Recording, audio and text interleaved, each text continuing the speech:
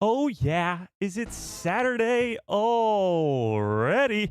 Have we made it through yet another week of Star Wars news and a big week with the Maul Shadow Lord trailer coming out this week? We're talking about Star Wars Starfighter and how Ryan Gosling has been just talking some insane hype about this movie, revealing the plot and lightsaber duels and Tom Cruise and what characters are and aren't doing with said lightsabers in said duels. We got a lot to talk about today. We had Ahsoka Season 2 leaks as well. We got new release dates for Disney movies, and some of them might just be Star Wars movies. And is Darth freaking Vader going to be in the Maul Shadow Lord series? Well, a new title and Easter egg might just point to the Sith Lord showing his face in Season 1 of Maul Shadow Lord.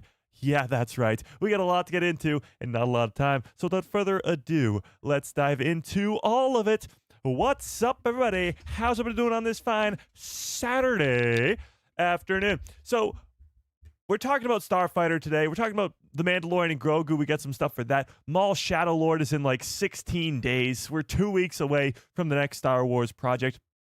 But Ryan Gosling has been promoting his new movie that comes out, I think, this weekend, and that's Project Hail Mary. I have not seen the movie. I've heard great things. However, because Ryan Gosling is now joining the galaxy far, far away in the Star Wars family, every single interview that he is in from here on out for the rest of his life is going to be involving Star Wars in some shape or form.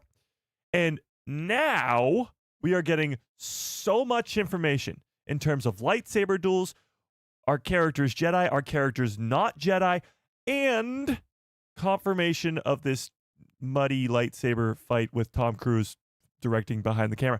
So a lot of great stuff coming from Ryan Gosling. We'll watch the interview. We'll talk about it. We'll break it down. Maul Shadow Lord has been great. We got the titles of the episodes and how it connects to Darth Vader and craziness. But before we get into any of that, let's start the stream the only way we know how, by saying hi to everybody in the chat. Shall we? Max Rebo, how we doing? Jen Urso in the house. Brandon Baker, what is up? Nathan, how we doing? Holly in the building. Vincent, what is up? Williams, how we doing? Aaron in the building. Darth Blagus lives, what is up? Fearless, how we doing? Dave that loves Star Wars, what is up? Dale Skywalker in the house. JC, what is up? Star Wars Nerd, how we doing? King Shadow, what is up? All right, if I missed you, you know the deal. Just yell at me in the chat. Padme, what's up? Padme Amadel. Clive Morris, how we doing? All right, if I missed you, you know the deal. Just yell at me in the chat. Let's give everybody a nice little... Hello there. General Kenobi. Okay. We got to start with this Starfighter news just because I'm very interested to see where you guys are at with Star Wars Starfighter. This year, in 16 days, we get Maul Shadow Lord. In like 60-something days, hang on, wait. 62 days, we get The Mandalorian and Grogu, the first Star Wars movie in 6.5 years. And then a few months after that, probably in September or October, it's not confirmed yet, but at some point in the fall, we'll get Ahsoka Season 2. That's all this year. That's all ridiculously hype, and I know that. I know you're all excited for that. But Starfighter is over a year away. It's not until May of 2027. So I'm very interested to hear, on a scale of 1 to 10, how excited are you for Star Wars Starfighter? It's not connected, supposedly, not connected to any other Star Wars project ever.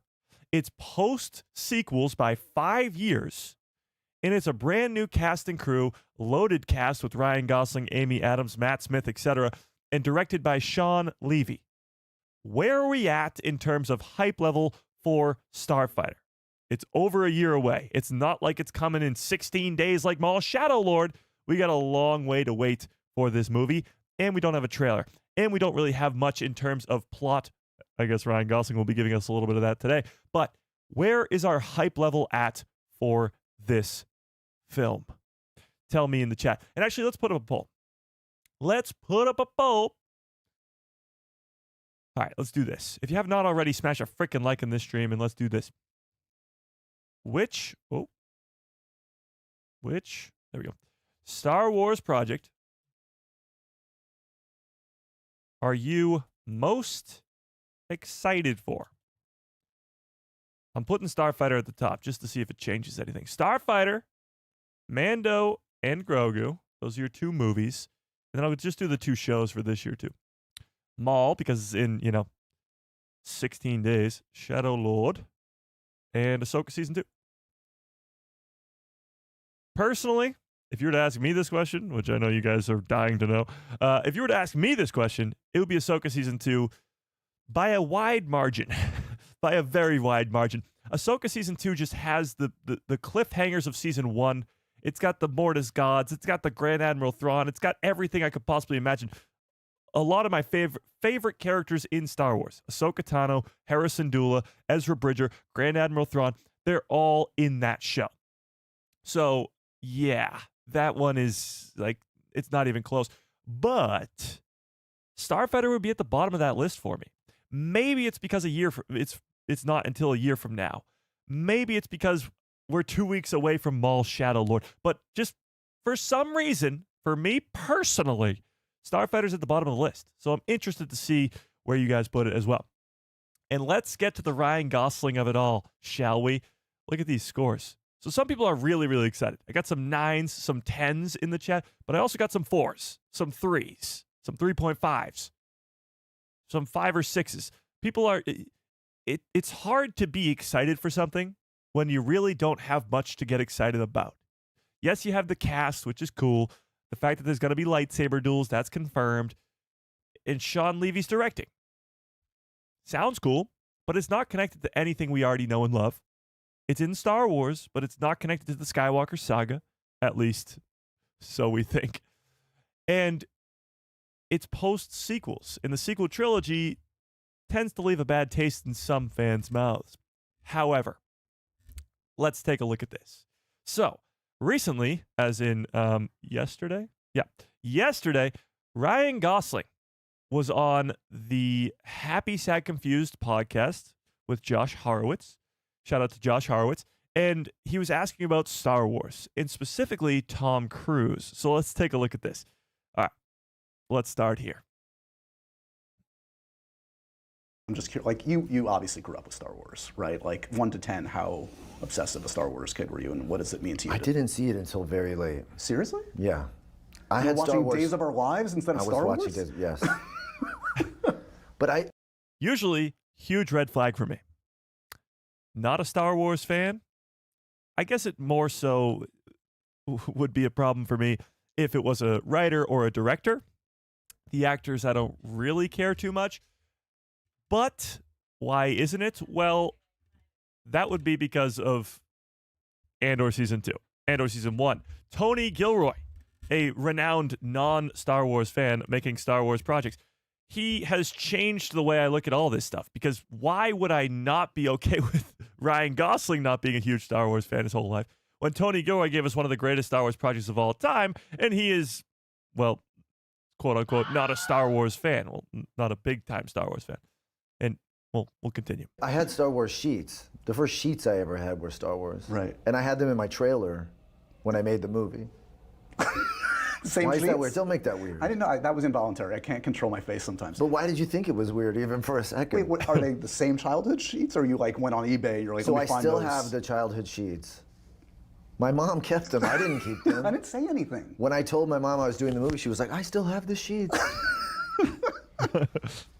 So I had them for inspiration. Okay.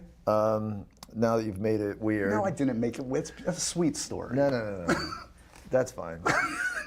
What's the day like when Tom Cruise directs you on a Star So here's where things get really interesting. We've heard about this. Tom Cruise was on the set of Starfighter and he filmed a lightsaber duel. This is nothing new. However, Ryan Gosling tells us that he was not there. I'll get to that super chat in 1 second. He was not there on the set. Listen to this. Wars film? I wasn't there. It's the one day I'm What? not there. I'm sorry. I worked on that movie the whole time. I get one day off. TC comes in. And I'm like, and Sean sends me a picture of him and Tom Cruise and Flynn. Your young star, yep. They're like in the mud. And I was like, what? And they were like, like, yeah, wait for Tom me." Cruise flew his helicopter onto set. That's how he does it. They were just shooting, and they heard a helicopter, and they had to cut, and it was Tom Cruise. He lands in the middle of set, he takes a camera, and he just starts shooting the action scene. None of that seems odd to me. That feels right on brand. There's like a shot of him in the mud with Flynn, shooting Flynn, and this is Flynn's first. Anyway, I mean, it's not his first film, but it's like one of his first films. It was an incredible Oh my God. moment, and I don't. So there's a lot to unpack here.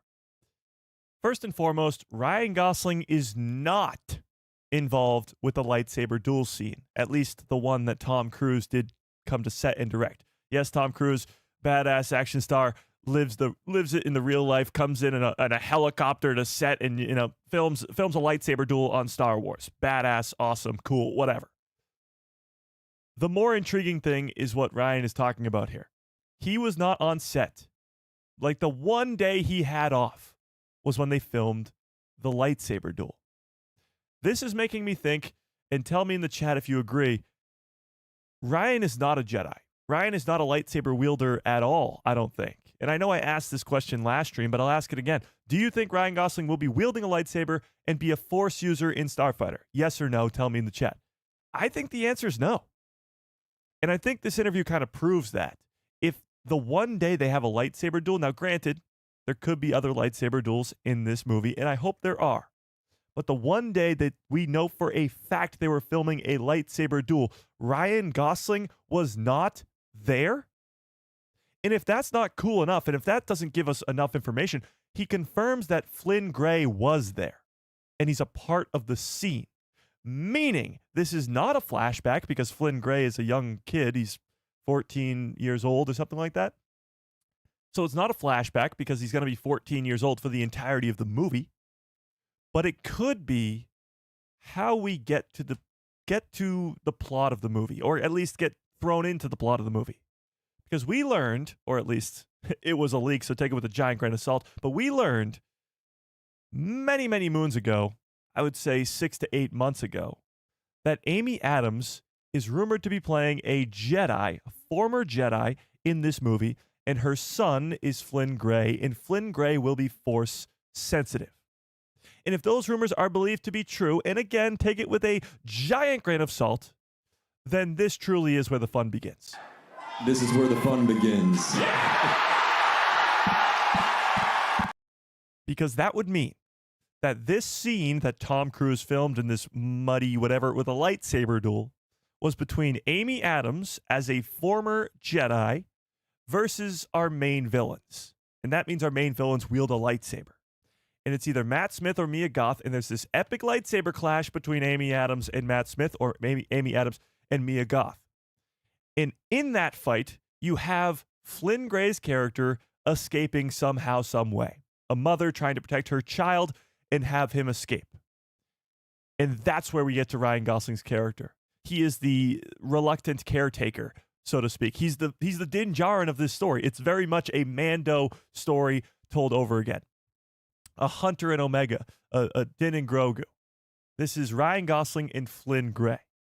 And the fact that there was a lightsaber duel filmed with Ryan Gosling not on set makes me believe that we've got a lot more information than Ryan really thought he was giving away there.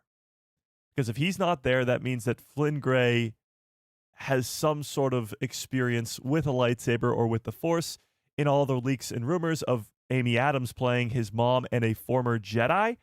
Hold up. They would work. So I know I always say take these leaks with a giant grain of salt, but when you have the actor who's in the movie pretty much confirming that those leaks could in fact be true, well, then we find ourselves in a pretty great spot. With the possibility of Amy Adams being Mara Jade, which, I know it's all brand new characters, brand new this, brand new that. Mara Jade's not a canon character, at least not yet. However, even if she's not Mara Jade, Amy Adams is a Force user, Jedi, former Jedi, if you believe the leak.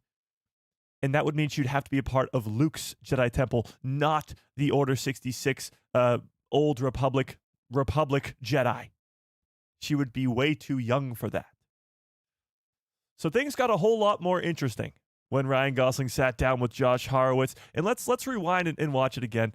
Let's watch it again just to break it down a little bit more. Film. I wasn't there. It's the one day I'm What? not there. Oh, hang on. Go back a little bit further. Okay. Now that you've made it weird. No, I didn't make it. It's a sweet story. No. That's fine. What's the day like when Tom Cruise? Okay, before we even watch it again, Lobo says, if Ryan wasn't a big Star Wars fan, then maybe he just is ignorant to the connections. Well, I would say yes, but Sean Levy has also said that this movie is unconnected. He says it's a brand new story, all new characters. And again, the phrasing of all new characters could still mean Mara Jade or a son of Luke Skywalker could be a character. Think about it this way. Han and Leia and Luke, they all had children in Legends. Ben Solo, the Ben Solo that we get, Kylo Ren, is not one of those. I guess you could say he's a version, a canon version of a Jason Solo, I suppose. I mean, a child of the two turned to the dark side. It's a version of that, but it's a canon version. It's a different version. So maybe, just maybe, a Cade Skywalker, something along those lines, a canon version of a character of Luke and Mara Jade's child could be the Flynn Gray character. And it's a new character. It's nothing. It's not connected to what came before because maybe Luke Skywalker doesn't know about it. And maybe it's a canon version of a Legends character, like Ben Solo is the child of Han and Leia. So you might not be wrong there. They may be phrasing this in a way so that we can get recognizable people, Legends characters like a Mara Jade, and it still makes sense, and it still feel new, because Mara Jade hasn't been introduced to canon yet. We want her to, but she hasn't. So it could still work. And maybe they introduce Mara Jade to canon and she's not married to Luke Skywalker. Maybe they changed the whole concept of the character, at least in some ways. But only time will tell. Let's listen to this again, though. Directs you on a Star Wars film. I wasn't there. It's the one day I'm What? not there. I'm sorry. I worked on that movie the whole time. I get one day off. TC comes in. And I'm like, and Sean sends me a picture of him and Tom Cruise and Flynn. Your young star, yep. They're like in the mud. I was like, what? And they were like, like, yeah, wait for Tom me. Cruise flew his helicopter onto set. That's how he does it. They were just shooting, and they heard a helicopter, and they had to cut, and it was Tom Cruise. He lands in the middle of set. He takes a camera, and he just starts shooting the action scene. None of that seems odd to me. That feels right on brand. There's like a shot of him in the mud with Flynn, shooting Flynn, and this is Flynn's first. Anyway, I mean, it's not his first film, but it's. Now, interestingly enough, Ryan does not bring up the lightsabers. I'm sure he doesn't want to spoil that, but Sean Levy has already confirmed to us that Tom Cruise filmed the lightsaber duel. This is not a leak. This is not a rumor. This is fact. The director of the movie confirmed to us that we are getting lightsaber duels in this film, and Tom Cruise filmed a lightsaber duel. That's already a fact. So even though Ryan doesn't mention lightsabers in any of this, it's still already known information about the movie. And he goes on to talk about how it was filmed in the mud, which we already knew, and how just the anchor of all of this is that Flynn Gray is there. Because it's not a flashback if Flynn Gray is there, if he's in the scene. It's not a flashback. It's not anything where there would be... let me put it this way. I can pretty much guarantee you it's not Flynn Gray doing the lightsaber duel. Unless he accidentally picks up a lightsaber to fend for his life, which I, again, still don't think is happening. But Ryan Gosling's character, he is the main character. Let's not get this twisted here. He right there, Ryan Gosling, is the main character of this movie. I guess co-main characters with Flynn Gray. So if there's a lightsaber duel, it's an origin story for Flynn Gray's character. If these two are separated, it's the beginning of the movie. Or maybe the very end, but more likely the beginning of the movie. So we're looking at here a Tom Cruise lightsaber sequence. Cool, sure. But now, with the information that we have, this is an origin story. This is the opening scene for Flynn Gray's character, where we learn how he came to be with Ryan Gosling. The opening scene of Starfighter could be this epic lightsaber duel between Amy Adams and Matt Smith. Think about that for a second. Are you kidding me?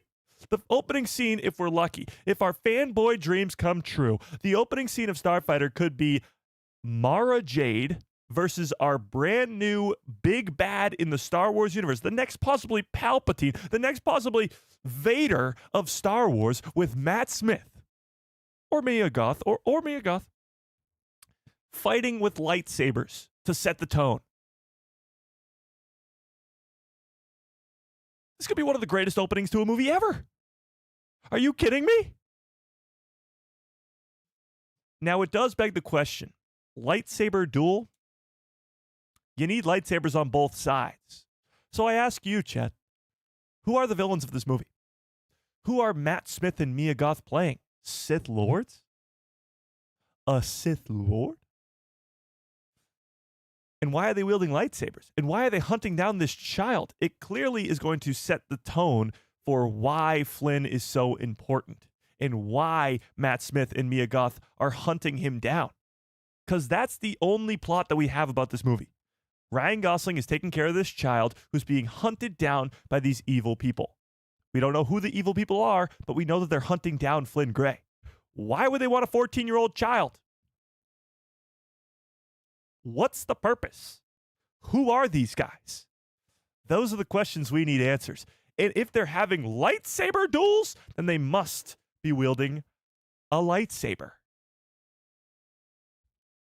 This is only 5 years after Rise. This isn't 100 years later. This isn't 1,000 years later. This is 5 years. That's it. Now, a lot can happen in the Star Wars galaxy in 5 years, obviously. But when Palpatine is saying, I am all the Sith, and then he dies, was he just lying to us? Is Matt Smith and Mia Goth just, casual Sith Lords out there in the galaxy? Or is something else going on here? Mike, they could be former students of Luke that know about the child. Holy crap. So you're saying that even the villains could be former students of Luke Skywalker that have turned evil? This is where the fun begins.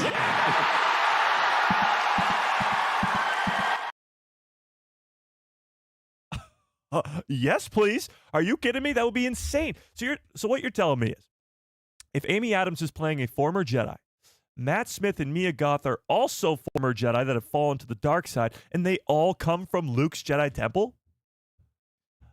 Imagine now we learn the characters' names. We have this whole story with them in Starfighter, and maybe beyond that, maybe Starfighter gets a sequel. Maybe the Rey movie is a sequel to Starfighter. Maybe Simon Kinberg's trilogy is a sequel to Starfighter, and Matt Smith and Mia Goth and Amy Adams become these very prominent characters. I think Amy Adams is going to die in the opening scene. Okay, it took me 23 minutes, but I killed off a character. Amy Adams will die in that scene. I'm 92% sure about it. Opening scene, lightsaber fight, Flynn Gray rescued by his mom, who sacrifices her life to rescue him. 92% sure. But having said that, we learn about these characters. We learn their names. We learn all this information about them. And then we learn that they were from Luke Skywalker's Jedi Temple, all three of them, good and bad. Imagine what that would do for eventually, when we later down the line get a Luke Skywalker Jedi Temple show.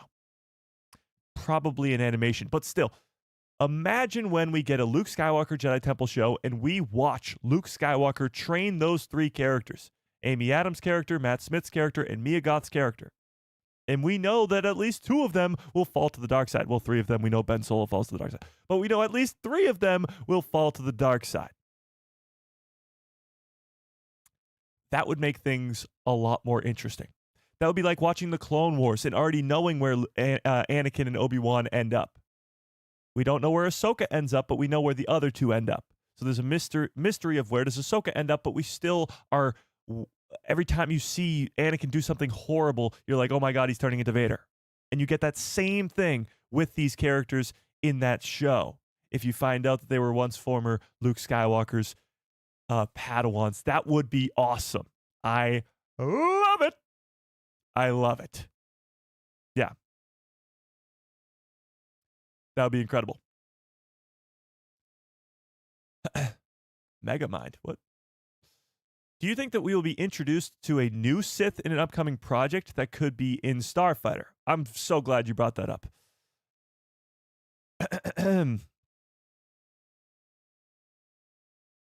This week, just this week, Jet, we got a new Maul trailer. 5 days ago, we got the Maul trailer, and it was awesome. Had the horror aspects, it had the screeching noises, it had Maul being all badass, and we got introduced to this character. Devon Izara. Now, Devon is a Twi'lek, or Twi'lek, if you're feeling like it. But Devon Izara is a Twi'lek who is a Padawan to a Jedi Master. Jedi Master Iko Dio Daki. Yes. And Master Iko Dio, he's gonna die, but you know, that's obvious. He's gonna die. Now, when Master Iko Dio dies, this girl right here is gonna fall to the dark side and become Darth Talon. I'm about 93% on that one.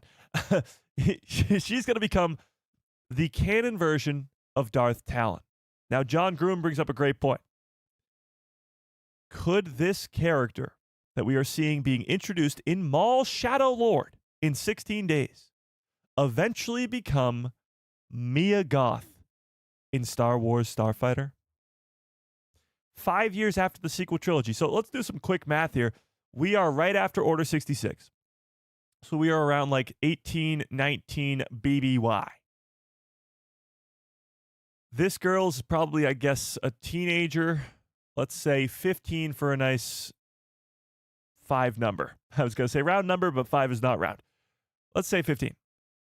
So she'd be about 30 by the time of the originals, give or take, for a nice round number. And then she'd be about 60 by the sequels. So she'd still very much, I mean, obviously, a Sith Lord can live longer than the normal human life expectancy, but even if she's in her mid-60s, she's still somewhat young for a Sith Lord by the time of Starfighter. Mid to late 60s, with the Force, she could easily still be alive by that time. And now you have a character that's not only connected to the Skywalker saga, just because, you know, that's where she originates from, but she was trained by Darth Maul. Now you're talking about Amy Adams, who could be playing Mara Jade, going up against the former apprentice to Darth Maul, Darth Talon, formerly known as Devon Izara, who is introduced in Maul Shadow Lord. If that is the case, now granted, it tends to make sense in my head, but things that make sense in my head maybe don't make sense in general. But it tends to make sense in my head. If this is the case, and they are setting up a villain, a future villain, to be trained by Darth Maul in Maul Shadow Lord in 2026, so that later in 2027 we get introduced to an older version of the character played by Mia Goth, who's fighting a Mara Jade, canon version of Mara Jade, in Star Wars Starfighter. If that is the case,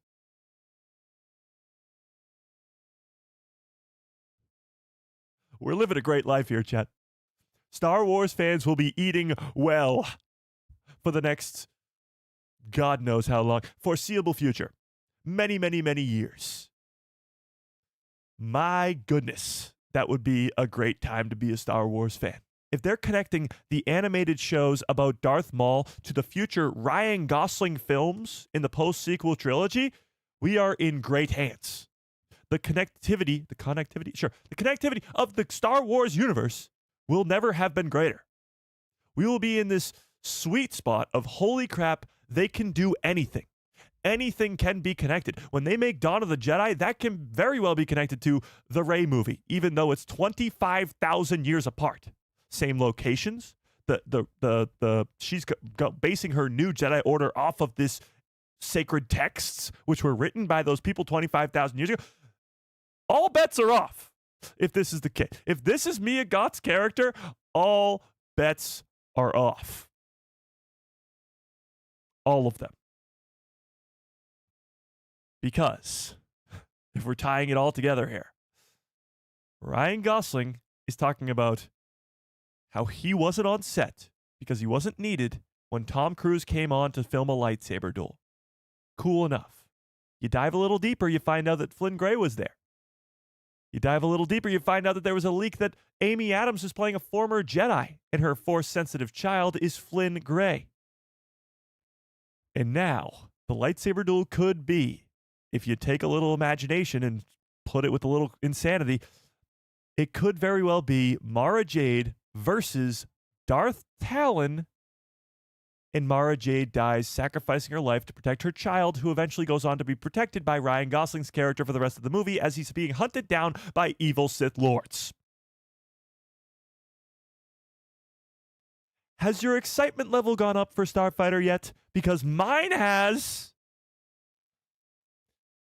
And now here's the sad reality of the situation. All of what I just said, all of it, could not be true. Amy Adams might be a brand new character, and that's okay. Mia Goth could be a brand new character, and I guess that's okay. The lightsaber duel is still a thing. We know that. Flynn Gray is still there. We know that. There's still going to be an epic lightsaber duel to probably open up this movie called Starfighter, which, by the way, crazy. It does indicate that the Starfighter, the particular character, will indeed be Ryan Gosling. And he won't be a Jedi. He won't be a lightsaber wielder, like all that. He will be a starfighter. He will be just a pilot, and that'll make up for the title of the movie. It should really be called, if this is true, it should really be called Star Wars: The Adventures of Mara Jade and her son, who meet up with Ryan Gosling for a little quick hangout session while they're being chased down by Maul's secret apprentice, Darth Talon, and Matt Smith, who's going to be this epic new villain, who, by the way, could be Darth Krayt. If we're going down that route, could be Darth Krayt, which would be cool. But,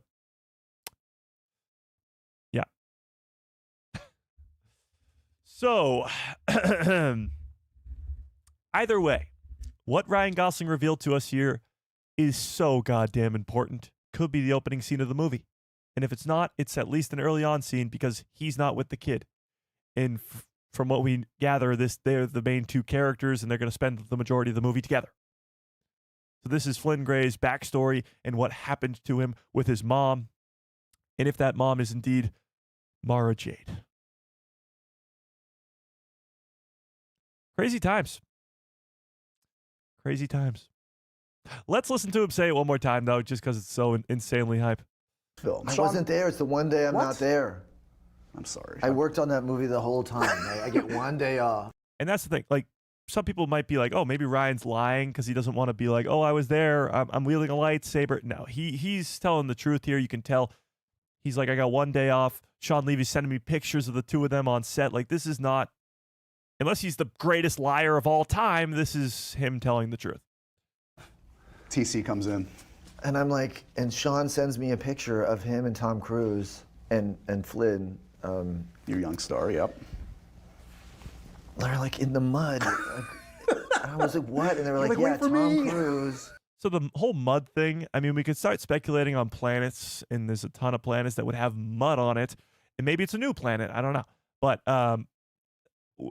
to my knowledge, correct me if I'm wrong, I can't think of a lightsaber duel off the top of my head, especially in live action, that was in like the mud, like in a swamp or something. Like, I can't think of a lightsaber duel that ever happened there. So this would be the first time, which is pretty cool. Flew his helicopter onto set. That's how he does it. They were just shooting, and they heard a helicopter, and they had to cut, and it was Tom Cruise. He lands in the middle of set. He takes a camera, and he just starts shooting the action scene. None of that seems odd to me. That feels right on brand. There's like a shot of him in the mud with Flynn, shooting Flynn, and this is Flynn's first. Anyway, I mean, it's not his first film, but it's like one of his first films. It was an incredible Oh my God. moment, and I don't know why he waited for the one day I wasn't there. I'm gonna hope that was an accident. Would you like to take Yeah. Then he goes on to talk about Ghost Rider, actually, which is pretty cool. If go check out this whole interview. It's like an hour long, but the Star Wars bit is, of course, what we're talking about there. However, just the story he tells is cool. Tom Cruise on set, filming lightsaber duels, awesome, fantastic.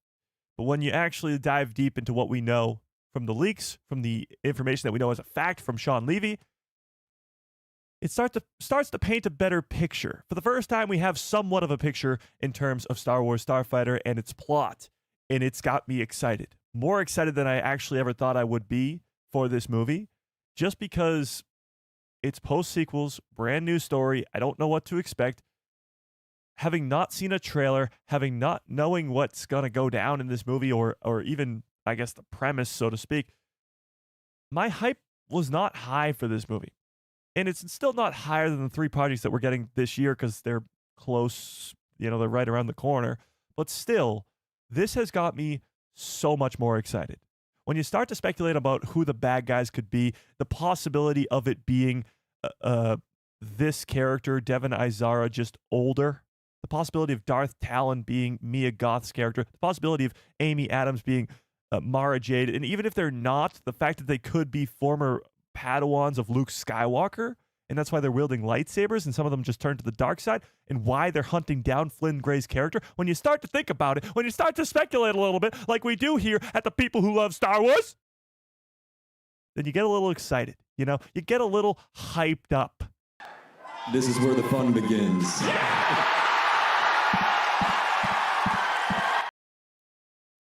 But maybe that's just me. Tell me in the chat, where are you at in terms of hype level for this movie? And actually, I forgot about a super chat, so let me go back to it. Oh, Darth Plagueis lives with a very generous $5 holla. I appreciate that quite a bit. Super chats, memberships keep the lights on over here, so I appreciate it. Ryan has me so hyped for this movie. Me too. Can it be 2027 yet? No. I take it back. I hate your stupid super chat, Darth Plagueis. It can't be 2027 yet because then we skip 2026. And there's too much great stuff happening in 2026. But yes, Ryan Gosling does have me excited for this movie, but we cannot skip what could eventually be one of the greatest Star Wars years of all time. All right, but having said that,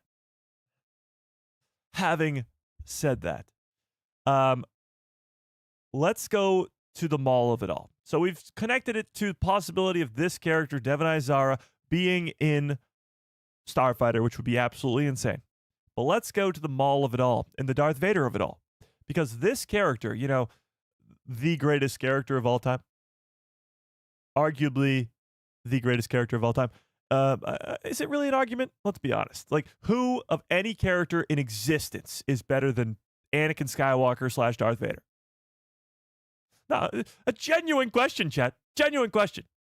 Of any character to ever exist in any form of media, who is better than Anakin Skywalker / Darth Vader? Who's even in the same vicinity? Who's even entered in the same room, in the same category? My pet's name is Vader. That is an awesome pet name. Kind of scary, but pretty awesome. Palpatine. Palpatine's definitely in the same realm, but Vader's more iconic. Palpatine's more powerful. Palpatine is the Emperor, and Vader's just his underling. But Vader does all the dirty work, The Joker. The Joker's definitely in that conversation too. But here's the deal. I guess if you're doing a one-on-one, it's not really fair. The Joker would get absolutely destroyed, for sure. So that's not really even close. Batman's great too, for sure. For sure. Batman is the GOAT. That's definitely true. Yeah, I mean, characters that are anywhere close, you gotta say Batman, Superman, Spider-Man. Absolutely. Trying to think of any other villains. I guess the Joker, yeah. You could say now Thanos, but Thanos wasn't Thanos is a new thing. Like, Thanos was obviously in the comics already, but even when he was in the comics, he wasn't as big as he was when Josh Brolin took over the character in the MCU. Spider-Man is huge. Let's not get that twisted. This week we also got a Spider-Man trailer, and that trailer is insanely good and enormous. Yeah. Magneto, yes. I mean, in the 90s, the X-Men were the biggest thing since sliced bread, and Magneto was the main villain, or the main guy, for sure. But of these people that you've mentioned, Chet, other than maybe Spider-Man and Batman, I guess, not really close. Sauron? Yeah, but no. I mean, Sauron's just like, you just see Sauron as the great eye. You see him for like 5 seconds as actual Sauron, and even then, like, he's nowhere close to Vader, let's be honest. In terms, of timeless, iconic villains, or even characters in general, Vader's the top dog. He is that guy. And now, since we hyped him up so much, he could be in Maul Shadow Lord. I was very much of the mind that they would save this character for later seasons. Way later seasons. Voldemort, come on, give me a break. Are you kidding me? Here's the deal. Darth Vader and Palpatine, I guess, together, took over an entire galaxy. All right? Thanos snapped half of existence away. Incredible. Very, very cool. Very, very, very, very awesome. Sauron pretty much took over Middle-earth for a little bit. And then, he lost. But he made the rings, whole thing. Voldemort couldn't even take over a high school. Couldn't even take over a high school.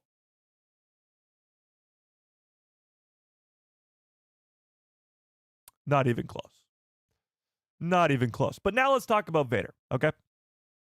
So, I was of the mind that with Maul being a multi-season show, with the fact that we could be getting upwards of 3, 4, 5 seasons of Maul Shadow Lord, I was thinking that the first season would be about the Inquisitors, about Talon or Devon Zara turning to the dark side, all that stuff, and there wouldn't be time for Vader. There's only 10 episodes.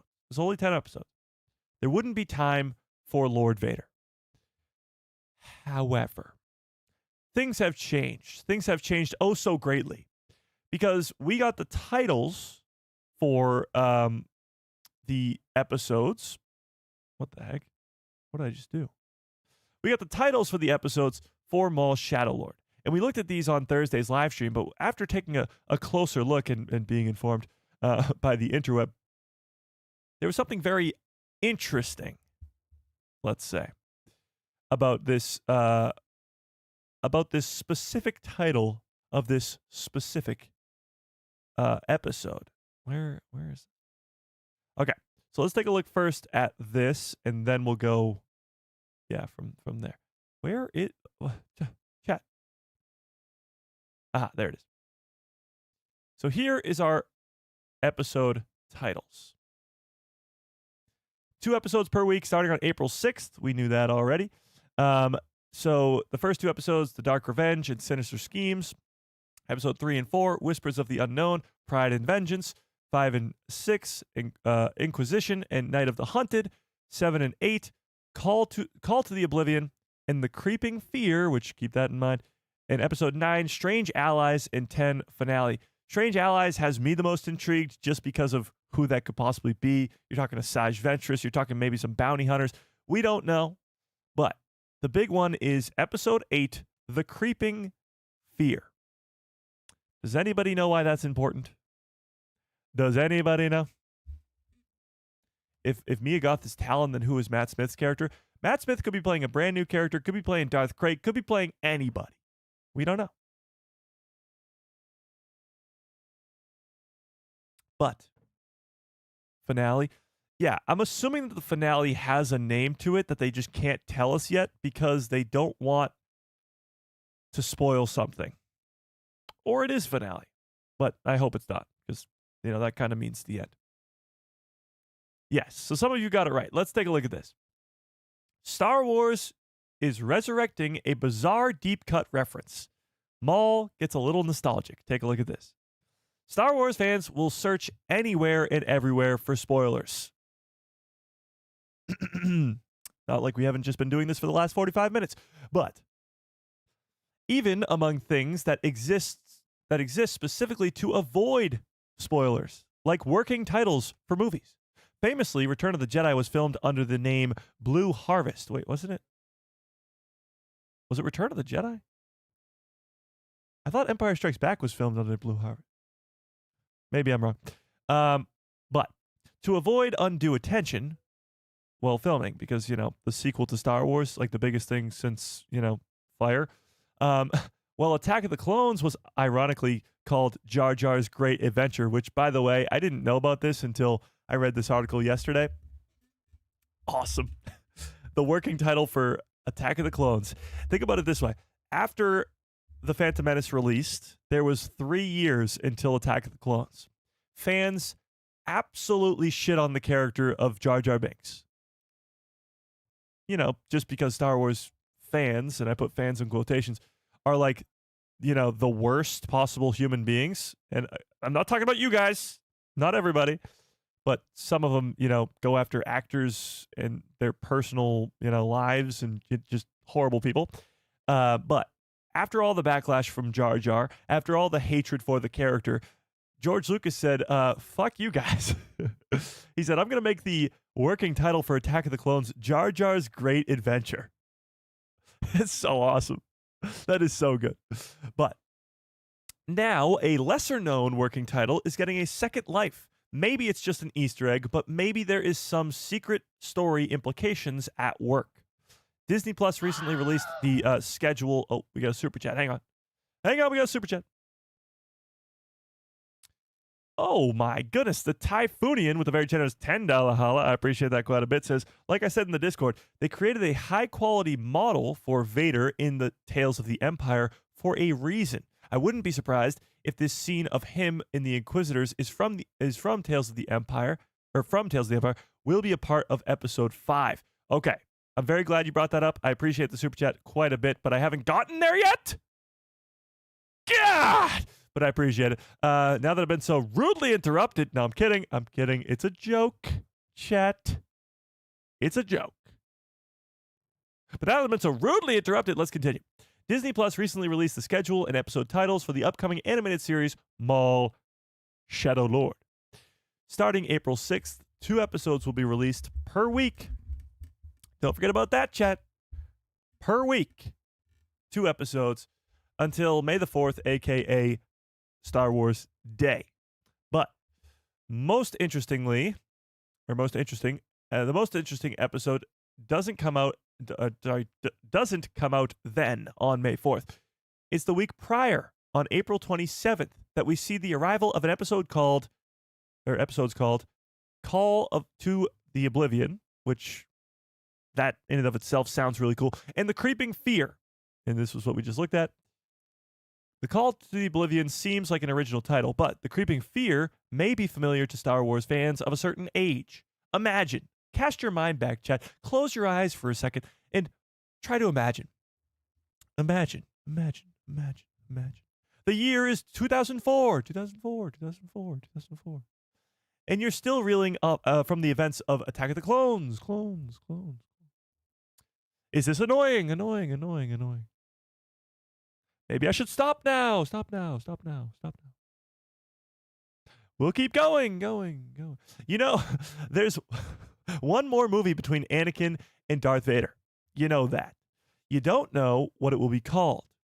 And in March of 2004, Ain't It Cool claims to know the true title of this third movie of the trilogy and says it's The Creeping Fear. Among other titles like Rise of the Empire and Birth of the Empire, The Creeping Fear became a popular option among fans. On April Fool's Day 2004, so in March of 2004, very quickly it caught fire. And on April Fool's Day 2004, The Creeping Fear was added to the official Star Wars website, which acknowledged the speculation while also debunking it. So, fun little nod towards the fans going, hey, we see what you're talking about, but this isn't true, debunking it before it even became a thing.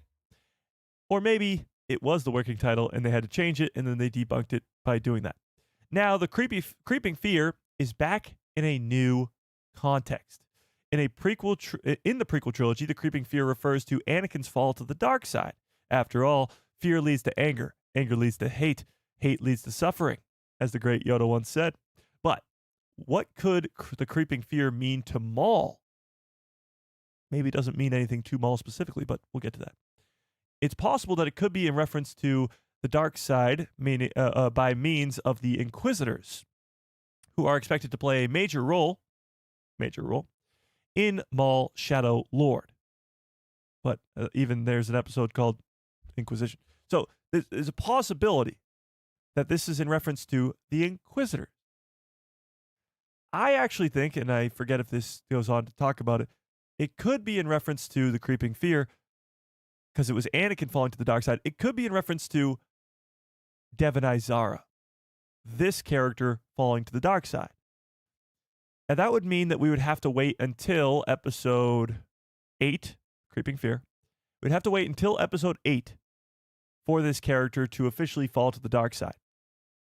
And maybe it's because her master died. Maybe it's because Maul saves her life. Whatever it may be, it may not happen until episode 8. That's 100% a possibility here. But the other possibility, and what fans seem to be running with, is that Maul, of course, has already fallen to the dark side. But we could be talking about Darth Vader. Could he be undergoing another change? Possibly. Or does this say something about the series itself? The Creeping Fear is a reference to the deepest cuts of Star Wars canon. So, this could be a series full of references to every nook and cranny in the fictional galaxy. Think about that for a second. We're getting an insane Easter egg from the title of an episode for Maul Shadow Lord. We already know we're going deep into the lore of Star Wars with this character. This is the first ever full series where we're talking about just the villain as the main character. Maul Shadow Lord. It's about Maul. First time we're ever doing that. We're getting familiar faces like Rook Cast. We're getting new faces like Devon Izara, like Brander Lawson. But we're getting the criminal underworld. Things like George Lucas's sequel trilogy ideas of Maul ruling the underworld with the Twi'lek Apprentice. Things in parallel to Starkiller, the Force Unleashed games, with the droid Proxy and now this mysterious spy bot character, which I'll give you a little rundown on that too. If you weren't here on Thursday, we talked about this. There's a character named Spybot who is confirmed to be in Maul Shadow Lord, is not in either trailer or on the poster, but Sam Witwer says is going to be best friends with Maul because David Collins is voicing Spybot, and they played best friends in 2008, and then they do it again in 2026. David Collins voices Proxy, the quote-unquote best friend across from Starkiller in the Force Unleashed games.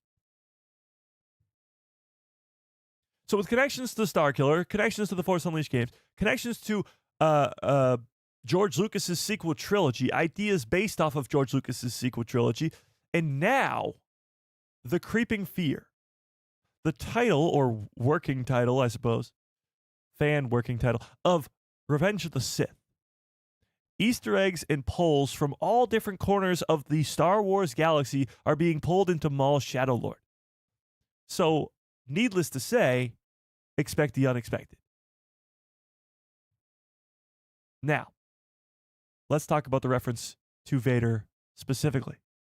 The Creeping Fear was in reference to Anakin's fall to the dark side. And as the Typhoonian brought up so greatly in his super chat, it's possible that this creation of Vader's character, this mold of his being in animation in Tales of the Empire, was to create this new look for Vader. Because we've seen Vader in animation. We saw him in Rebels quite a bit.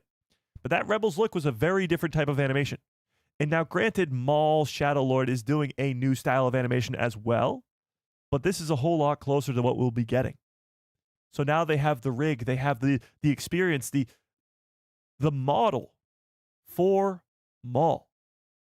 Mike, look how close the poll is. Oh, hang on. I was just about to start up a new poll, so let me see how close it is. Holy crap. That's insane. We have 4 options on the poll. Of those 4 options, they are at 26%, 24%, 27%, and 23%, all within 4% of each other. That's crazy. That's crazy. So vote on that poll if you have not already, because I'm about to end it. It says, which Star Wars project are you most excited for? Starfighter, Mandalorian and Grogu, Maul Shadow Lord, Ahsoka Season 2. Wow. It looks like the Ryan Gosling news. It looks like the speculation that we had going on today about the whole, Mara Jade and Darth Talon and lightsaber duels and Tom Cruise. And it looks like that got you guys a little bit excited because when we did this poll on Thursday, Starfighter was in dead last. And now it's tied for first. Crazy. All right, I'll leave that poll up there for a couple more minutes, so vote on it if you have not already. Because I'm going to change it to this Vader thing in a second. But was this on purpose? Is this to create the model of Vader to be in Maul Shadow Lord? Now, without a doubt in my mind, Vader will be in Maul Shadow Lord at some point in the series. The question I guess I have is, will he be in season 1? Is this title enough to indicate that Vader might just be in this series? Mike, how do you think Maul Shadow Lord will end? Hopefully with a cliffhanger to a second season. But if you mean the entire series, I hope it ends with him either on his way to Malachor 5 or he just arrived at Malachor 5. It needs to connect directly to where we leave him. Yeah. It needs to. Should they have a teaser duel and save the actual duel for later? Well, Vader can be in the episode and not fight Maul. Like, they don't have to fight each other in the Creeping Fear episode. He can be in the episode and just not be there. I mean, not fight Maul, I guess. But I do hope that there's this epic fight. Even though we know that Maul and Vader, both characters, don't die in the fight, it could still be like in the Obi-Wan Kenobi series. It could still be an epic duel that just doesn't end with either of them dying. It could be like Ahsoka versus Maul on Mandalore. Granted, we didn't know that Ahsoka... we did, actually. Never mind. I take it back. We knew that Ahsoka and Maul would survive the events of that fight. It didn't take away from how epic that fight is.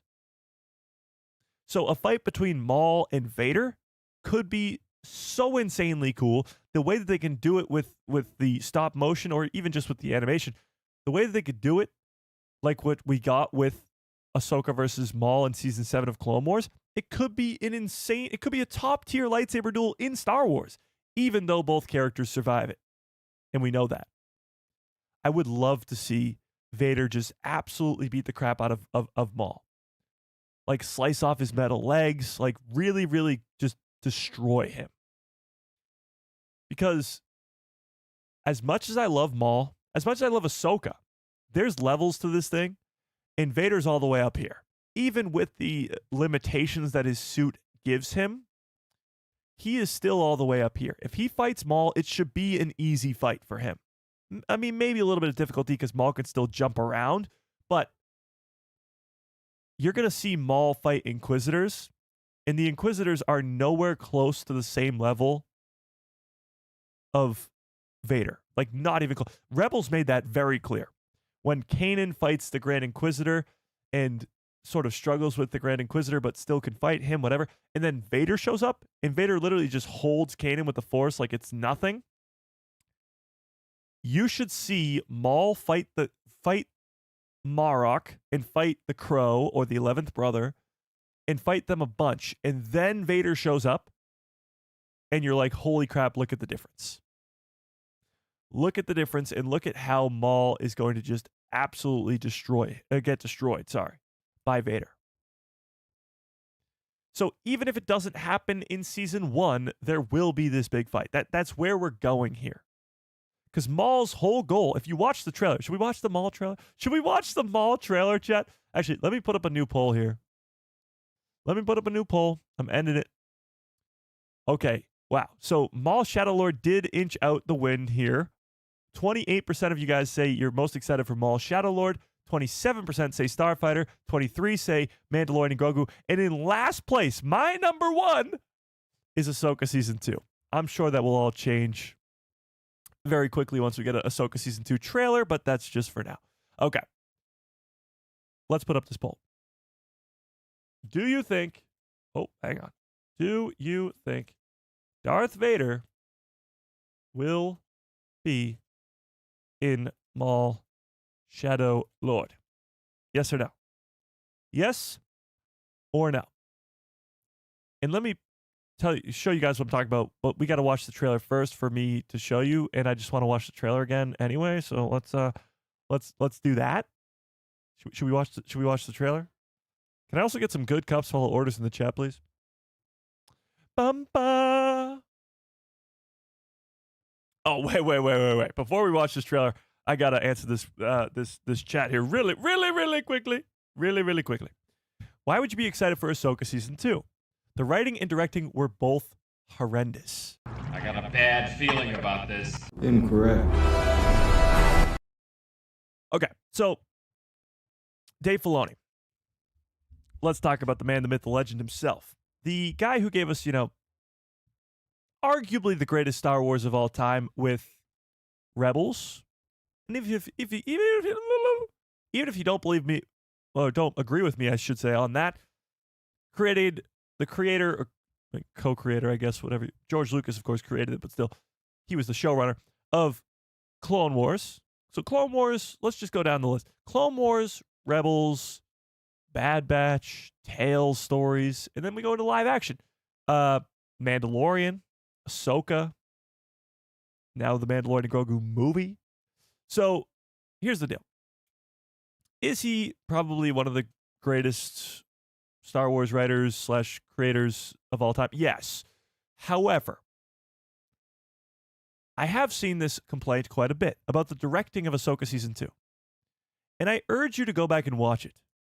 Because there is some shots, a lot of shots, in Season 1 of Ahsoka that are visually some of the greatest shots we've ever seen in Star Wars. The episode The Jedi that Dave Filoni directed in Mando Season 2, where Ahsoka has her first ever live action appearance, is, from a director's perspective, just visually stunning. Probably the best directed episode of the entire Mandalorian series. So, from that perspective, could not disagree with you anymore. From a writing perspective, I know people dislike the Sabine being able to wield the Force thing, but when you look at it from a, at least, plot in terms of lore building in the Star Wars universe, it's bigger than any other project except for the A New Hope. Maybe The Phantom Menace. It is the second or third biggest in terms of lore development, plot, expansion of the universe ever. Introducing into live action, I was going to say introducing to canon, but that's not true. Introducing to live action the entire Rebels crew, which, by the way, he created, and Grand Admiral Thrawn, who he did not create, but still brought him over to canon. Introduce a brand new galaxy, yeah. Could not disagree more. Okay, but having said that, let's watch the trailer. Maul Shadow Lord. Because what is Maul's one goal in this show? What is his one purpose? And how do all lines point to a showdown between him and Vader? Our target is a syndicate leader. He is associated with several criminal organizations. And proficient with a laser sword.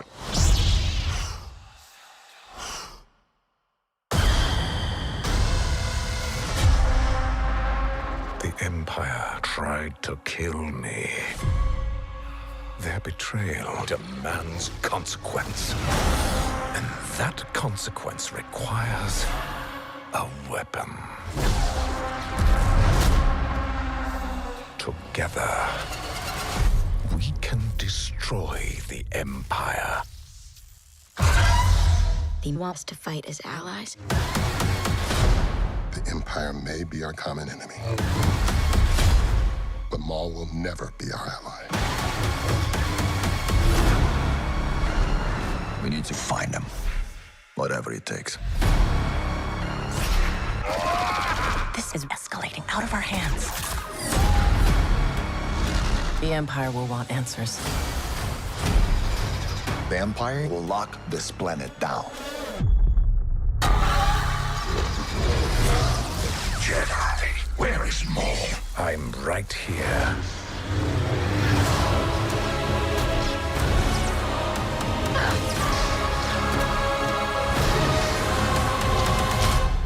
us have our revenge.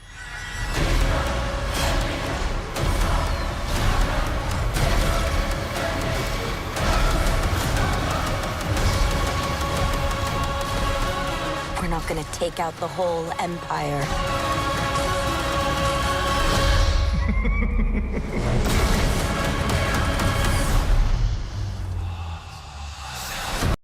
So, my point in showing that, not just because, it's like one of the coolest trailers ever, my point in showing that is Maul's want for revenge. That has always been this character's goal. At first, it was for, in the Clone Wars, it was for Obi-Wan Kenobi for what he did to him all those years ago. But now, he thinks Obi-Wan's dead. So his new person he's out for revenge for, his new person that he's going for is Palpatine.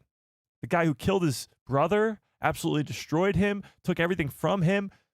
It's Palpatine. So at some point in this series, the reason for Maul building his criminal underworld, getting a new apprentice, the entire purpose of this story is for Maul to get back at Palpatine, to get his revenge on the Emperor. Now we know he doesn't do that because Palpatine is still alive by the time of the original trilogy. But we do know that this could end in a gigantic confrontation between maybe Palpatine and Maul, but Vader and Maul. Because if Maul gets anywhere close to Palpatine, he's going to use his best guy, Vader, to protect himself. Now, I would love to see a Palpatine versus Maul rematch, but we saw how that went in the Clone Wars, and let's just say it didn't end too well for our friend Maul here. And the only reason that Maul survived that fight is because Palpatine wanted him to. He would have easily died if Palpatine needed him dead. Now, how he ends up still alive after this fight between him and Vader, well, I don't know.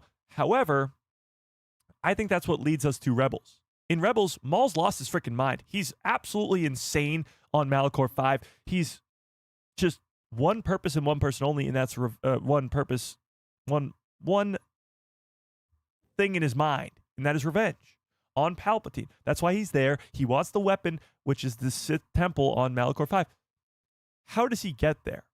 One thing is going to be the last straw for him, and it's going to break something in his mind that just leads him there to Malachor 5. And that is a defeat. That is him getting so close to Palpatine he can almost taste it, and then it being ripped away from him by probably Vader. And that's why he's so scared of Vader on Malachor 5, because he's already had a confrontation with him. He knows. So all lines are pointing to, yes, Vader will 100% be in Maul Shadow Lord. The only thing is, will he be in this first season? Is this creeping fear title in reference to the original Revenge of the Sith title? And a reference and an Easter egg to Vader being involved in episode 8 of this series.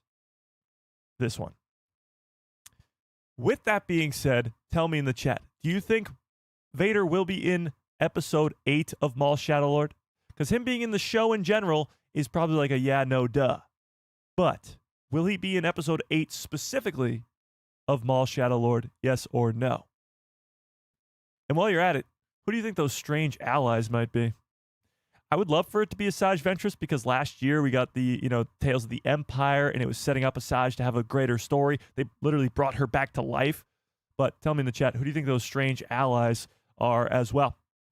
I certainly hope that 8th episode is in reference to Vader, but we'll have to wait. We won't have to wait long. I mean, we only got like a month-ish until we get to that, because those episodes come out on the 27th of April. So we won't have to wait too long. But, yeah. Palpatine will send Vader knowing if Maul wins that he could take him back as his old apprentice. That would be crazy. That would be crazy. I don't think he would have any worry, though, that Vader would lose that fight. Yeah. And can we talk about for a second... Oh, yeah. Asajj Ventress, definitely. Can we talk about for a second just the incredible score? Is this the Kiner brothers again? Are the Kiner bros back for Maul Shadow Lord? Because they did all the Clone Wars and the Bad Batch and Rebels.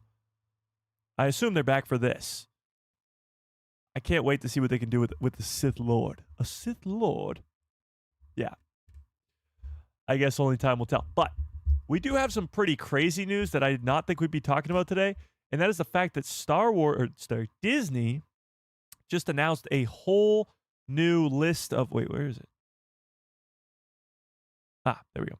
A whole new list of untitled films for their for the calendar in 2028 and 2029. So let's take a look at this. Of the upcoming Star Wars movies that we know of, we're getting 1 in 2 months, in 62 days. Mandalorian and Grogu on May 22nd of this year. Fast forward to 2027, we're getting a movie on May 20-something of 2027, which is Starfighter, which we just talked about for a long, long time. Now, looking forward to 2028 and 2029, the most likely Star Wars projects or movies that we're going to get are the Rey movie, Simon Kinberg's first movie of his trilogy, Dave Filoni's movie, which could be the second in a Mando trilogy, and I guess Dawn of the Jedi, even though the latest update for Dawn of the Jedi was that it's been put on pause because James Mangold and Mr. Willie Mon are quite busy doing other things. But we'll see about that.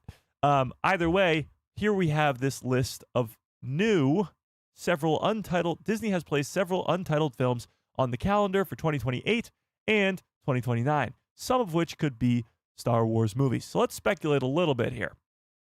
The most obvious one would be May 25th of 2029, because Mandalorian and Grogu is coming out in May, and Starfighter is coming out in May, so it makes sense to continue the May thing going on here.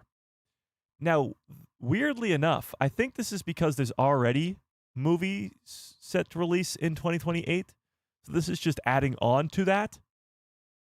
But they only have 2 dates here, and that's February 18th and November 10th, sorry. These don't seem like dates for Star Wars movies because, for the most part, Star Wars movies have only ever released in May and in December.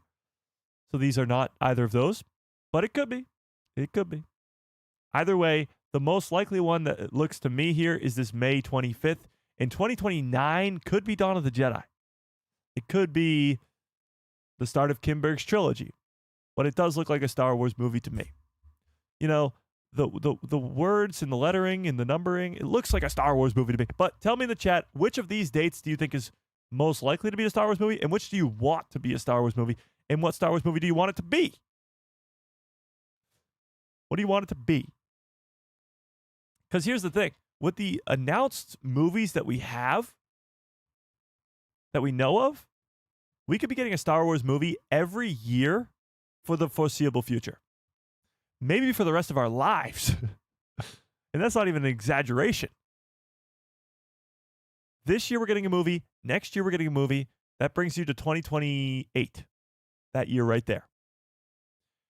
And that's 2.5, give or take, years from now.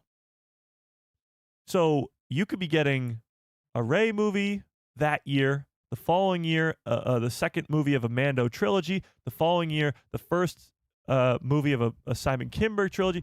So let's just do some quick math here. Mando, Starfighter, Rey movie, Kinberg trilogy, Dawn of the Jedi, Taika Waititi's movie, Patty Jenkins' Rogue Squadrons, the Lando movie. I'm forgetting some. But let's say 10. Just for now. I mean, 10 years from now, it could change drastically. 10. We could get a Star Wars movie, one a year, for the next 10 years. That's crazy. Now, would that oversaturate the market? Maybe. One a year, I feel like, is fine. Like, one a year, it could be an event every single year. It's like the Marvel movies. We got 3 Marvel movies every year for like 10 years or something like that. So it's not outrageous to say one a year wouldn't be, would be too much. I think the too much becomes like 2 a year. And the thing with the Star Wars movies, too, is they wouldn't all be in the same part in the timeline either. You're talking 25,000 years before everything. You're talking post-sequels. You're talking in the middle of the story with The Mandalorian. It could be all over the place. And then you're talking about Old Republic. There's plenty of content there. So one a year is like playing it extremely conservative. Like that is one a year would be easy in terms of how much story you can tell. But I think if you go more than one, it would be too much. It would oversaturate the market. I think the perfect balance in what we're seeing in 2026 is going to be the perfect example of it is one animated show, one live action show, and a movie. Obviously, books and comics and video games and other short animation things on top of that. But Ahsoka Season 2, Maul Shadow Lord, and The Mandalorian and Grogu is going to be the perfect balance. And next year, we don't know what the live action show will be. Could be a Skeleton Crew Season 2, could be a Book of Boba Fett Season 2, could be honestly anything. It could be anything. Could be a brand new show. But the animated show is likely to be a Maul Shadow Lord Season 2. And the movie is Starfighter. And then the video games, of course, yeah. Yeah. The Fate of the Old Republic and the KOTOR remake could be the kickstart for the Old Republic. It could be. But that probably won't happen for at least a couple of years. You're talking into this 2028, 2029 release schedule here. So a bunch of new release dates for Disney for untitled films. If I were to place a bet, if I was a gambling man, I'd put it on May 25th of 2029. But that doesn't mean that we won't be getting a movie in 2028. It just might already be already set. Did St. Louis beat Michigan? Sorry, chat. I got distracted. Hang on. Did Michigan lose? Does anybody know? Oh, no, okay, no. Michigan won. Michigan won. Never mind. A little bit of March Madness going on, chat. Anybody? Give me one into the chat if you watch March Madness. Anybody? Any basketball fans in the chat? How's your bracket doing, chat? Mine's terrible. Okay, sorry. I thought this was really cool too. Get back to the Maul news of it all. Maul striking the Vader pose. So as we're talking about the possibility of seeing Vader in Maul, this is a pretty cool parallel.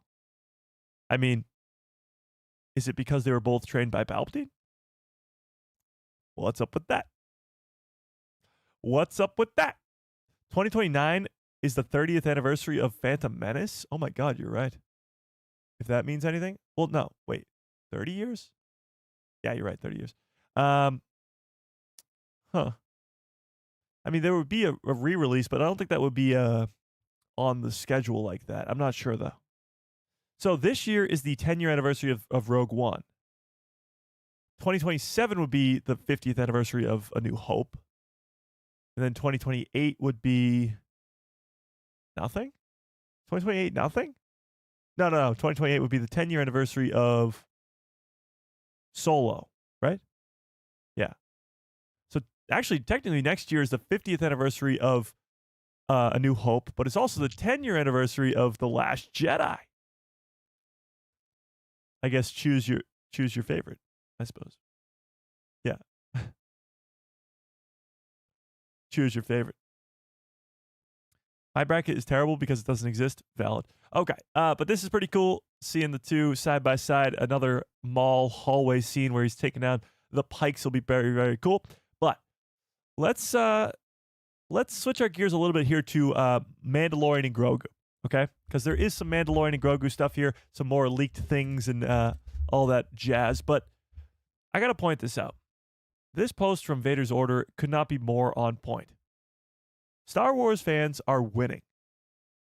We were talking about, to start this live stream, how cool it would be if Starfighter connected to Maul Shadow Lord, and if it was Darth Talon, and lightsaber duels, and how cool it would be to see possibly Luke's former apprentices fighting it out with lightsabers, and how Flynn Gray's character is going to be so cool. And now we're talking about The Mandalorian and Grogu and how great that movie's going to be, how it should make $1 billion if you're crazy like me, or you're sane, I guess. Maul Shadow Lord, the hype is extremely high in the chat. Like, oh, we're winning. I know everybody likes to say Star Wars is back. I don't think it's gone anywhere. This is more on, you know, right on the money. Star Wars fans, we're winning. And we're not just winning in 2026. We won last year. Andor Season 2 is a freaking masterpiece. Say what you will about the accolade, but we won in 2024 as well. Say what you will about the accolade, but we won in 2024 as well. We've just been winning lately. And it's great to see. It is great to see. But going to the Mandalorian and Grogu, let's talk about it for a second here. So, we got some new leaked stuff here. Actually, this new merch is from Japan. So, this some big Japanese convention thing or something happening with Star Wars is involved. So, we're getting a bunch of stuff from that. And if you look closely here, we got some Grogu, Din Djarin stuff, a bunch of different stormtroopers. We know we're getting a bunch of different stormtrooper designs in this movie. The regular stormtrooper, snow trooper, pilot trooper, shore trooper looking guy, but we've seen other, and that looks like I don't really know what trooper that is, but either way, a bunch of troopers. You got Grogu up here, hungry little fella. That is awesome.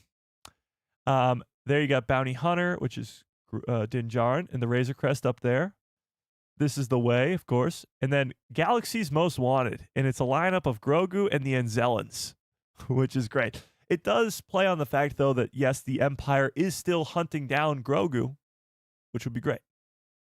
Do I think there'll be another Tales series? I hope so, but maybe not this year, because we're getting the Vision spinoff and Maul Shadow Lord. So maybe not this year, but we'll definitely get more Tales. Like, Tales is not just going to be done from now on. Last year's Tales of the Underworld was awesome. Was Cad Bane and Asajj Ventress. Yeah. But Galaxy's Most Wanted is Grogu and the Anzellans. Now we do have more from that thing. Here. So this is the official Star Wars Japanese page. Return to the Star Wars exhibition now open today, which is this, with art collection from famous Japanese figures, fan-made X-Wing, life-size figures, giant Grogu balloon, and photo spots, and more. Limited T-shirts and other merchandise also available. So you got stuff like this, where this, I believe, is like fan-made Mando helmets, which is really cool. Stuff like that. And this was said fan-made X-Wing. That looks life-size. Maybe not life-size, but pretty close to it. There's Chewbacca and Han and frozen in carbonite right there. A life-size Vader, which is badass as hell. And a huge balloon of Grogu. So this big thing going on here, and we're getting a bunch of merchandise leaks from it, which is pretty cool. This was wild. So we haven't had Star Wars in theaters in almost 7 years. You're going to see a bunch of really cool stuff come out from this, like giant life-size Din and Grogu things that you can take pictures with. Like a standee, it says, a photo op opportunity with Din and Grogu at your local theater. Like, this isn't at all theaters, but it's still very, very cool. Like, you're going to see more stuff like this. You saw Grogu at the Oscars. Like, the promotion for this movie is going to go through the roof over the next 2 months. Because oh my God, we're actually 2 months away from this movie as of tomorrow. So 2 months until this movie comes out. You're going to get a lot more marketing stuff like this. Little cool things that just get people excited for this movie. Yeah. Because not having a Star Wars movie for 6.5 years, 7 years, and then getting one, it's going to blow freaking minds. You know? It's going to blow some people away. We talked about this on Thursday, but I got to bring it up again just because of how insane it is. But the big update from Fortnite and the collaboration with Star Wars, and how now Star Wars fans can make their own video game in Fortnite. Could be Battlefront 3, could be a Mario type game. It says here Mario style party multiplayer game, first person shooter, or even like a Star Wars version of Mass Effect. You can go make Navarro or Tatooine or anything you could possibly imagine from Star Wars for free in Fortnite. And I just know Star Wars fans, how great they are. They're going to make Battlefront 3 happen for free in Fortnite, which is absolutely insane. So that happened on Thursday. This week was just an insane week for news, so kind of just recapping here. But that happened Maul Shadow Lord's trailer happened. Crazy stuff. Oh, yeah, this. We got some comics coming in June, and Jyn Erso returns. So we got a bunch of comics. First one being on June 3rd, Rogue One, Jyn Erso. Prisoner of the Empire, A Chance at Hope. It's a prequel to the Rogue One story. In the Toxic Wobani fields, which is, I guess, an anagram. Is it called an anagram? What's the one with where the letters are jumbled and it makes a different word? Because Wobani is Obi-Wan Kenobi. But what is that called? An anagram? Something like that? Either way, in the Wobani fields, Jyn Erso's brutal routine shatters when an unlikely crew begs the infamous slicer, Liana Halleck, to help them pull off an impossible escape. That sounds pretty awesome. Prison break type thing. Pretty cool. Can Jyn outwit Imperial security droids, tower cannons, and incinerate.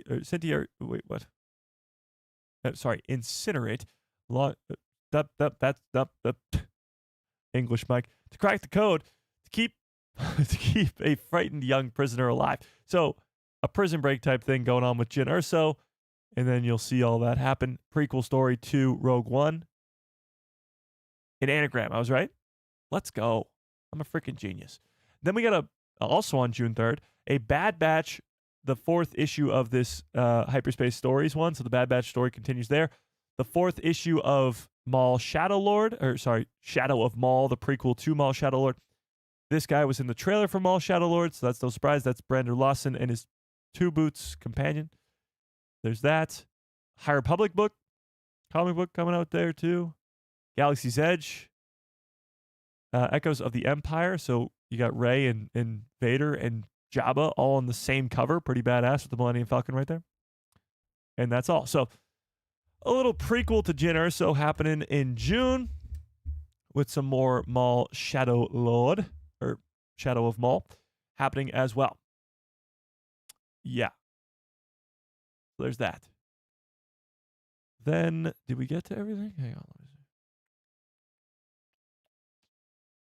Wait, what? Oh, okay.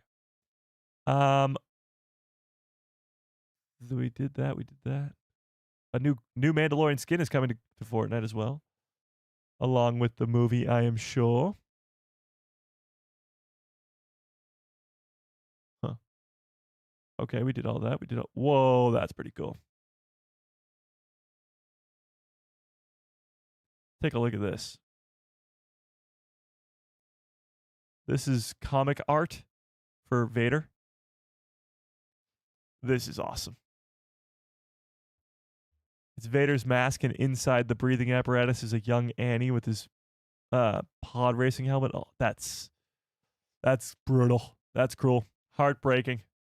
Okay, continuing. Yeah, I think we did it all today, Jet. I think we did it. We talked about the Starfighter speculation. It's insane. Okay, let's talk about one more speculation here. Is this Obi-Wan Kenobi's son? Yes or no? Tell me in the chat. Is this his son? Yes or no? The only correct answer is yes. Let me end this poll actually here. Let me end this poll.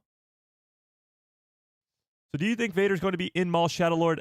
72% of you say yes. That's pretty high. I think you're right. He'll definitely be in the series. But will he be in season 1? I hope so. I guess we'll have to see. I'm a Corky Kenobi believer. Corky Kenobi. Easy for me to say. I hope so. But with that being said, I do have to get on out of here a little bit early today. I got to finish up the short for today. So watch out for that short in about an hour and a half, give or take. Watch out for that. And yeah, this was quite the live stream, if I do say so myself. The speculation runs wild, and it will continue to run wild. It feels like how we were talking about the Mandalorian and Grogu this time last year. How we were speculating, getting those leaks and all that stuff, and interviews. It was around Star Wars Celebration time, so we were getting interviews from Pedro Pascal talking about the movie and all that. This is the exact same thing we're doing with Starfighter. And the fact that Ryan Gosling is promoting this new movie makes it so easy for us to get more information out of him.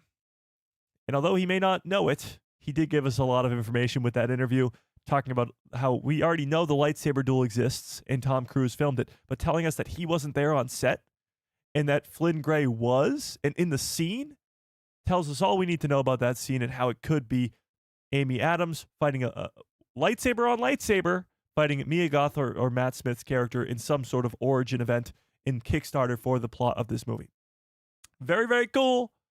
Very, very cool. But Maul Shadow Lord is in 16 days. 16 days. And Vader might just be in it.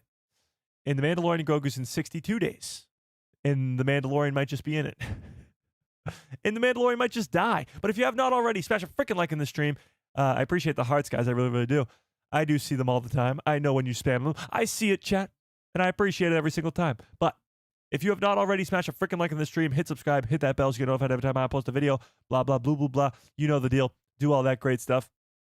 Watch out for a short in about an hour. And yeah. If you have not yet already, go join the Discord to keep this conversation going. There's a link in the description below to a Discord called The People Who Love Star Wars. Go join that immediately. And may the Force be with you. Always. Chopper, come on, man.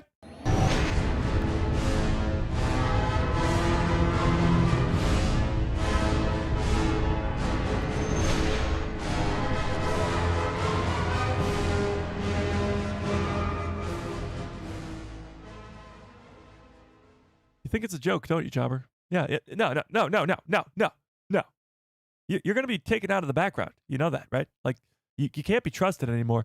The hyperspace has been broken for weeks. Weeks! Fix it. Okay. Sorry about that, chat. Those are the conversations that happen off screen. Sorry. I treat my droids with respect, except for Chopper. Okay, but if you have not already, smash a freaking like in the stream. You know all that great stuff. Hope you have a great rest of your evening. Great rest of your lives. And good night, everybody.